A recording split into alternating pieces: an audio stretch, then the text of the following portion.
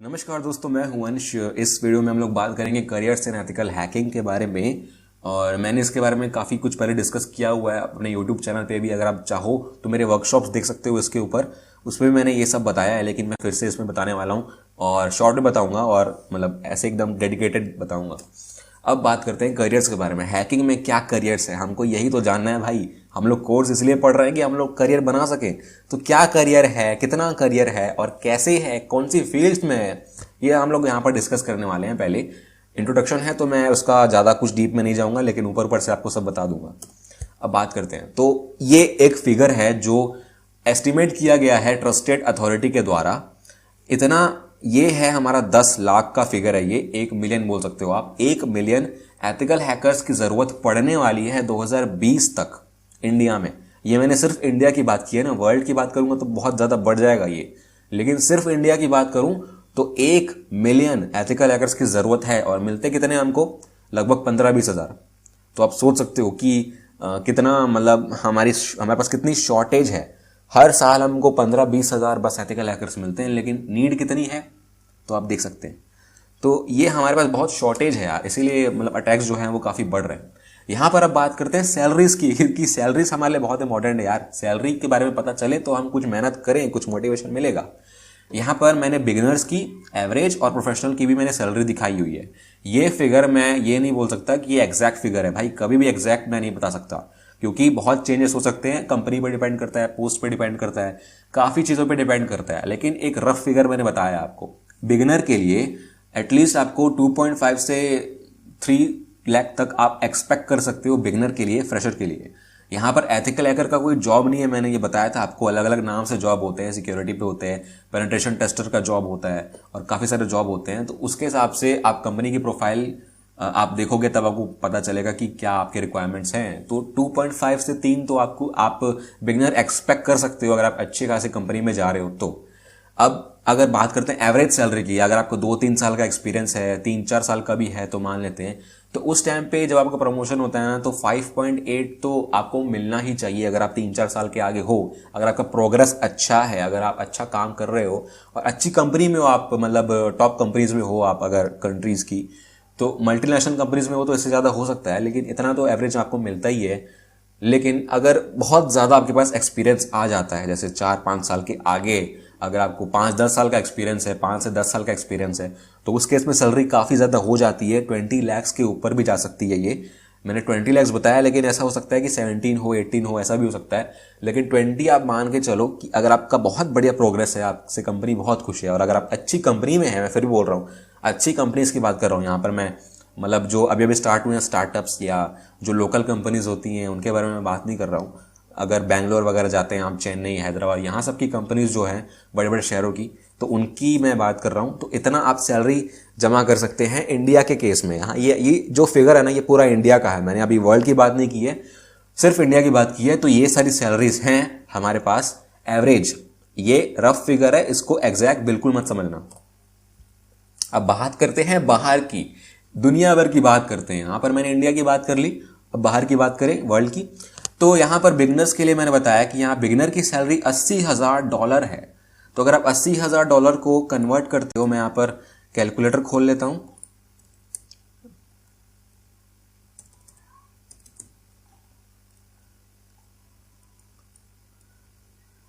तो कितना चल रहा है भाई डॉलर? मेरे ख्याल से 80,000 इंटू 70 भी ले लेते हैं तो 56 लाख आप मान सकते हैं एक बिगिनर की सैलरी। मतलब 56 लाख आप बोल नहीं सकते कि बहुत ज़्यादा है, लेकिन अच्छी है, काफ़ी अच्छी है। बहुत ज़्यादा नहीं बोल सकते, क्योंकि ये फिगर जो है आप बाहर कमाओगे, यूएस जैसी कंपनी, यूएस जैसी जगह में कमाओगे, तो वहाँ का तो कॉस्ट भी उतना होता है। तो लेकिन फिर भी ज़्यादा यार, काफ़ी ज़्यादा है।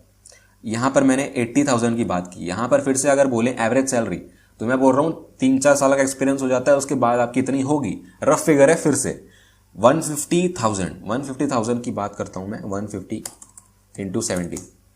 तो ये आप मान सकते हो 10 मिलियन। यहाँ अगर आप, मैं बोल रहा हूँ 10 मिलियन, तो ज़रूरी नहीं कि 10 मिलियन हो, रफ फिगर है, ठीक है। फिर से ये एवरेज सैलरी है। अब उसके बाद प्रोफेशनल के लिए 5 से 10 साल का एक्सपीरियंस हो गया आपका अच्छी कंपनी में, टॉप कंपनीज में, यूएस में, बहुत बड़ी बड़ी कंपनी जैसे फेसबुक हो गया, गूगल हो गया, और अगर आप और भी अच्छी कंपनीज में, अमेजोन वगैरह में अगर आप प्लेस होते हो, तो वहाँ की बात करूँ तो 250,000 70 करूंगा इंटू, तो आप देख सकते हो 17 मिलियन 1 करोड़ बोल सकते हो आप। 1 करोड़ से ज़्यादा सैलरी हो जाती है यहाँ पे। तो मैंने आपको यहाँ पर मिराज नहीं दिया है, मैंने आपको यहाँ पर भटकाया नहीं है। यहाँ पर मैं बिल्कुल भी नहीं बोल रहा हूँ कि आपको सिर्फ जॉब से इतनी सैलरी मिलेगी, आपको और भी काफ़ी सारे बेनिफिट्स मिलते हैं जिनका जो आप पैसे में कन्वर्ट करोगे ना तो इतना होता है। तो ज़रूरी नहीं है कि आपको जो सैलरी मिल रही है वो इतनी हो, इससे कम हो सकती है, लेकिन टोटल जो ओवरऑल बेनिफिट्स है ना आपको इतने तो मिलेंगे, इतने वैल्यू के मिलेंगे आप बोल सकते हैं। तो बाहर सैलरी कितनी ज़्यादा है आप सोच सकते हो ना, यहाँ से तो काफ़ी ज़्यादा है। यहाँ पर इंडिया में सैलरी कम है, यहाँ पर आप देख सकते हैं। मैं यहाँ पर डिमोटिवेट नहीं कर रहा हूँ, लेकिन अगर इंडिया में रहते हो तो आपका जो स्टैंडर्ड ऑफ लिविंग है वो भी कम होता है, तो उस हिसाब से वो भी सही है यार। तो सैलरीज के बारे में आपको पता चल गया, अब आप थोड़े से मोटिवेटेड हो जाओ, क्योंकि बहुत इसमें पैसे भी हैं काफ़ी और रिस्पेक्ट भी है। अब बात करते हैं सर्टिफिकेशंस की। काफ़ी इसमें इस फील्ड में ना काफ़ी लोगों का ये कहना है कि सर्टिफिकेशन लेते हो तो ही आपको जॉब मिलेगा, लेकिन ऐसा बिल्कुल भी सच नहीं है। हालांकि बहुत टॉप कंपनीज सर्टिफिकेशंस मांगती हैं, लेकिन ज़रूरी नहीं है। आप अगर इंटरव्यू पास कर लेते हो, अगर आपको मतलब जो आपका जो भी पासिंग का प्रोसीजर है, जो भी रिक्रूटमेंट का प्रोसीजर है वो पूरा पास कर लेते हो ना, तो सर्टिफिकेशन की जरूरत ही नहीं है यार। एचआर वाला थोड़ी ना पूछेगा कि आपने क्या क्या सर्टिफिकेशन किया है। हाँ पूछेगा, लेकिन उस बेसिस पे वो डिसाइड नहीं करेगा, ठीक है। वो आपको सवाल पूछेगा, आपके पास टैलेंट होना चाहिए, स्किल्स होनी चाहिए, वो बहुत ज़्यादा मैटर करता है सबसे ज़्यादा। तो सर्टिफिकेशन की बात करें तो मैं आप पर एक एक सर्टिफिकेशन की बहुत डिटेल में डिस्कस नहीं कर रहा हूँ। मैं जो मेन इंपॉर्टेंट वाले हैं वो मैं यहाँ पर लिस्ट कर दे रहा हूँ, ताकि आप रेफरेंस ले सको। आप चाहे तो इसको परस्यू कर सकते हो अगर आप चाहो तो। सबसे ऊपर आता है सर्टिफाइड एथिकल हैकर, जो CEH होता है, जो बहुत पॉपुलर है, बहुत ओवररेटेड बोलूंगा मैं इसको, क्योंकि आजकल इसकी वैल्यू बहुत कम है, नेग्लिजिबल है। बहुत लोग ले चुके हैं और मतलब ये तो क्या बोलते हैं उसको, दाल चावल बन चुका है आजकल का, सबके पास है, सब इसको कंज्यूम करते हैं। तो कोई बड़ी बात नहीं है, लेकिन अगर आपके पास पैसे हैं, क्योंकि 30-40 हज़ार तो मिनिमम लगते हैं इसको मतलब सर्टिफिकेशन के लिए, एग्जाम के लिए, लेकिन इसका जो सिलेबस है आप फ्री में पढ़ सकते हो, एग्जाम देने के लिए वाउचर लेना पड़ता है। तो मतलब बहुत ज़्यादा ये आजकल मत लो। तो मैं यही बोलूँगा कि यार CEH मत करो आज। अगर आपके पास CEH नहीं है तो भी आप हैकर कहला सकते हो, कोई बड़ी बात नहीं है उसमें। ये EC काउंसिल के द्वारा प्रोवाइड किया जाता है, लेकिन ये हलवा बन चुका है आजकल, सबके पास है, तो कोई ज़्यादा इंपॉर्टेंस है नहीं। दूसरे नंबर पर जो सर्टिफिकेशन है ऑफेंसिव सिक्योरिटी सर्टिफाइड प्रोफेशनल, ये काफ़ी ज़्यादा बेटर है CEH से मैं बोलूँगा, क्योंकि CEH एग्जाम थ्योरेटिकल होता है, MCQ बेस्ड होता है। प्रैक्टिकल नॉलेज आपको CEH में ना के बराबर मिलती है यार, लेकिन अगर आप CEH करते हो ना तो आपका बेस काफ़ी क्लियर हो जाएगा। लेकिन एग्जाम देने की जरूरत नहीं है यार, आप सिलेबस नेट पे ऑनलाइन बुक्स पढ़ी हुई हैं, बुक्स खरीद के पढ़ सकते हो, बेस क्लियर कर सकते हो, वैसे भी एग्जाम की कोई जरूरत नहीं है। लेकिन OSCP अगर आप एग्जाम देते हो, अगर आप OSCP आपके पास आ गया ना, तो आप मतलब दुनिया के one of the most professional आप बन सकते हो अगर OSCP लेते हो तो, क्योंकि ये काफ़ी हाई लेवल होता है। CEH से तो हाई लेवल का ही है ये उतना ज़्यादा हाई लेवल नहीं है, एक्सपर्ट लेवल नहीं है, लेकिन इंटरमीडिएट है। इसका एग्जाम होता है 24 आवर्स लाइव, मतलब प्रैक्टिकल आपको करके दिखाना रहता है, आपको सिस्टम्स को हैक करना रहता है 24 घंटे के अंदर अंदर। जितने ज़्यादा हैक कर पाओगे उतना ज़्यादा स्कोर होगा आपका और पास हो जाओगे इसका। लेकिन जो एक वीक पॉइंट है वो ये है कि बहुत ज़्यादा कॉस्टली है ये, CEH से 30% ज़्यादा कॉस्टली है, 30 से 40% ऐसे, मतलब मेरे ख्याल से तो 70 से 80 हज़ार का ये सर्टिफिकेशन है। तो अगर आपके पास पैसे हैं, अगर आप अफोर्ड कर सकते हो तो ही आप लो। लेकिन अगर आपके पास प्रैक्टिकल स्किल्स हैं, आपको बहुत प्रैक्टिस करनी पड़ेगी इसके लिए, तो 2-3 महीने में नहीं होगा, आप एटलीस्ट 6 महीना मान के चलो। अगर आप बिगिनर हो तो इसको सीखने के लिए आपको लगेगा ही लगेगा। तो काफ़ी बेहतर सर्टिफिकेशन है, काफ़ी सारे जॉब्स है इसमें, और रियल में मैं मानता हूँ कि प्रैक्टिकल नॉलेज आपको OSCP से ही मिलती है, ठीक है। नेक्स्ट है CompTIA सिक्योरिटी प्लस और पेनटेस्ट प्लस। जो CompTIA के सर्टिफिकेशन है ना वो बिगिनर लेवल के होते हैं, बिगिनर टू इंटरमीडिएट के बीच में होते हैं। तो अगर आप चाहें तो ये भी ले सकते हैं, काफ़ी अच्छे होते हैं सिक्योरिटी प्लस। लेकिन इसके पहले आपको कुछ और सर्टिफिकेशन करने पड़ेंगे CompTIA के, लेकिन वो ज़रूरी नहीं है, मैं नहीं मानता। इन लोग बोलते हैं कि ये पहले आपको नेटवर्क प्लस करना पड़ेगा, लेकिन ज़रूरी नहीं है, आप ये भी ले सकते हैं, ये भी काफ़ी अच्छे होते हैं। और GIAC पेनिट्रेशन टेस्टर GPAN, ये भी OSCP के मतलब आप कंपैरिजन में बोलो तो ये भी उसके जैसा ही है, लेकिन CEH से काफ़ी बेटर है। ये भी आपको प्रैक्टिकल नॉलेज प्रोवाइड करता है, तो ये भी आप करोगे। OSCP के अलावा अगर उसका अल्टरनेटिव बोलो तो ये भी काफ़ी सही है, ये भी प्रैक्टिकल नॉलेज देगा आपको।